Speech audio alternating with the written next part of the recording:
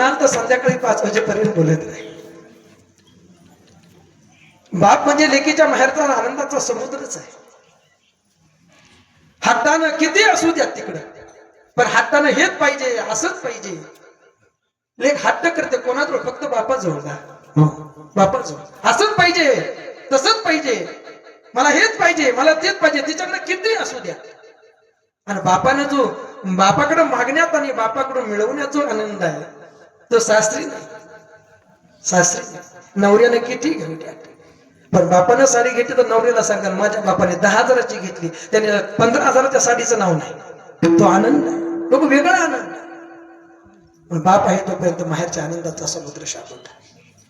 एकच उदाहरण तुमच्याकरता सांगतो शेवीला विराम देतो. लग्न झाल्यापासून जे जे पाहिजे ते फोन करून सांगायचं, मी येणार आहे दिवाळीला बाबा. बापाला एकच वाक्य, ये ना बेटा, तुझंच घर आहे, तुझ्या घरी यायला कोणाच्या परवानगीची गरज आहे? मरेपर्यंत बापाच्या मुखातलं हे वाक्य आहे, लक्षात घ्या. तो बाप आहे. बाबा पण एवढ्यासाठी केला, या दिवाळीला मला ती पैठणी पाहिजे, चंद्रकोरीची पैठणी पाहिजे, ती मोरपंखाची पाहिजे, काय त्या नवीन नवीन निघाल्या ती पाहिजे. परिस्थिती नाजूक असू द्यावं, पोरगी दिवाळी सणाला येईपर्यंत पैसे ठेवणार. काल परत वे बाप वृद्ध होतो, हातातली सत्ता पोरांच्या स्वाधीन जाते, हातात काठी डोळ्याला चष्मा येतो. कोणीतरी आले का 10-5 रुपये बापाच्या हातात ठेवून जातात. एवढंच काही ते त्याचं अस्तित्व, त्याची संपत्ती. 20 वर्ष अशी हा हा म्हणता निघून जातात. नेहमीप्रमाणे भाऊबीजेला येण्याच्या आदल्या रात्री पोरगी फोन करते, बाबा उद्या येणार आहे मी. बापाचं तेच बाकी, ये ना बेटा, तुझ्या घरी यायला का कोणाची परवानगीची गरज आहे? येते पोरगी, रात्री गप्पा मारतात, भावाचे झोपायला निघून जातात. बराच वेळ होतो, घड्याळाकडे पोरगी बघते, बाबा तुम्ही झोपा, मी झोपते, सकाळच्या गाडीने मला लवकर जायचंय. आता थांबून वेळ नाही, थांबून जमत नाही. पोरगी झोपायला निघून गेली, बापाच्या मनाची उलघाल पोरगी जायची होती. आतापर्यंत कधी रिकामी हाती न बोलवून घेता जाऊ दिली नाही. आता माझ्या हातात सत्ताना जवळ पैसा, उद्या कसं काही करायचं म्हणून नाहीला जरा पोराच्या बेडरूमचा दरवाजा वाजवतो, नाकोशीने पोरा दरवाजा उघडला, बापाला दारात पडले, बाबा काय? ताई जायचं म्हणते उद्या. मग काही नाही, तुला जमल तशी तर एखादी साडी चोळी नाही घेऊन.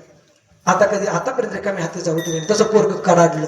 आता माझ्या पोरीचे लग्न झाले, आता तुझ्या पणा करून चालेल का मला?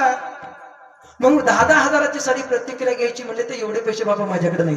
ताईला म्हणा बस झाला, आता आतापर्यंत केलं ना, आता समाधान बाळग. डोकं टेकवता भावाचे शब्द बहिणीच्या कानावर पडले, डोळे भरून आले. पोरांना दरवाजा लावून घेतला. बापाला मात्र झोप नाही, रात्रभर उलघाल, या अंगावरून त्या अंगावर. सकाळी सकाळी पोरगी उठली, सगळं काही आटोपलं, बॅग भरली, बापाच्या पायाला हात लावला, बाबा जाते. हात पकडला, काय बाबा थांब, स्टॉप पर्यंत येतो ना, काही गुडघे दुखतात, दम लागतोय चालताना, कशाला येतं? मी काही नवीन आहे, 20 वर्ष झाली लागणार, सगळं जुनं झालं. येतो पोरी, थांब. घाग्या चपला, अंगर खा, हातामध्ये काठी, डोक्यात टोपी, बाप निघाला. निम्म्या रस्त्यापर्यंत काहीच बोलत नाही. काय वाटलं कोणास ठाऊक, काठीचा हात बदलला आणि पोरीचा हात हातात घेतला. बापाच्या स्पर्शाची जाणीव पोरीला झाली आणि वळून बघितलं तर डोळे भरून आलेले आणि अश्रू गालावर उघडतात. बाबा हे हो काय? बेटा आयुष्यातली पहिली भावीच माझ्या, आता रिकामी हाती निघालीस. बापाचं समाधान करण्याकरता पोरगी म्हणते, बाबा नवरा चांगला आहे माझा, जावाई चांगला आहे तुमचा, सगळं काही मिळतं मनासारखं, माझ्याच हातात सगळं काही, नका नाराज होत. मी नाराज नाही तुमच्यावर. बोलत बोलत आले, गाडी यायला मी दोघं स्टॉपवरती बसले. पुन्हा बघितलं पुढे, बाबा खरंच नाराज नाही हो मी, जावाई चांगला आहे तुमचा, सगळं काही मिळतंय, नाराज नाही मी. पण बापाचं मन राहीना. शर्ट वर केला, कोपरीच्या खिशात हात घातला. भेटायला आले लोकांनी 10, 20, 5, 50, 100 रुपये दिलेले जमून ठेवलेले, सगळ्याच्या सगळ्या नोटा हातात धरल्या, पुरीच्या हातात ठेवले. हे काय? हे मोज ना, मोजले पुरीनं, 700 ते 750 रुपये भरले. हे काय बाबा? हे भेटा, एवढ्यात तुझी साडी येत नाही बघ आवडीची, मलाही माहित आहे. एक काम करशील काय बाबा, शिरूर मध्ये गेलीस ना, दुकानात जा, हे 700 तुझ्या जवळचे 700, 1000-1500 रुपये होतील, जशी येईल जशी मिळेल तशी साडी घे. घरी गेली ना, पाहुण्यांना म्हणावं बापाने घेतली माझ्या, सांगू नकोस, वरचे 700 रुपये तू टाकले, जावयाच्या समोर अपमान होईल माझा. गळ्याला मिठी मारली अंबरदा फोडला डोळ्यातला अश्रून बापानं लेकीची पाठ भिजून काढली. ए बेटा करशील ना एवढं? बाबा खरंच नको, मी अजून 200-300 रुपये देते. गुडघे दुखतात आई म्हणत होती, धाप लागते, दम लागतोय, खोकला येतोय, जाताना दवाखान्यात इंजेक्शन घे, गोळ्या घे, औषध घे. बाबा मला खरंच नको. काही म्हणतो बाप माहिती आहे पुरी जगायचे किती दिवस? 10 गेले, 5 उरले, आयुष्यात राहिले तरी का?